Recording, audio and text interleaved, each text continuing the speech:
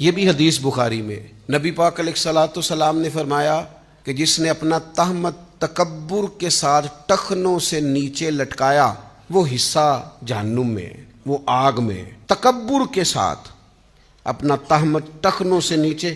یہ تکبر کی علامت آپ نے دیکھا ہوگا، پرانے زمانے میں کچھ لوگ جو تھے وہ تہمت اتنا نیچے کر کے باندھتے تھے کہ پیچھے سے مٹی ساتھ اس کے کپڑوں کے اور تہمت کے لگ رہی ہوتی تھی۔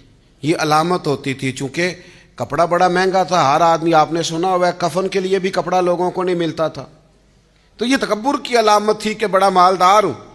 تو نبی پاک علیہ السلام نے فرمایا جس نے تکبر کے ساتھ اپنا تہمت ٹخنوں سے نیچے لٹکایا وہ آگ میں۔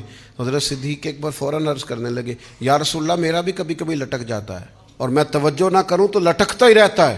حضور فوراً بولے، حضرت صدیق اکبر کے قلب اطہر پر جو میرے نبی کی نظر ہے، فوراً حضور بولے، فرمانے لگے، نہیں نہیں ابو بکر، آپ کوئی تکبر کے طور پہ تو نہیں نہ لٹکاتے، آپ وہ تو تکبر والوں کی بات ہے، پر تو کوئی تکبر تو نہیں نہ کرتا۔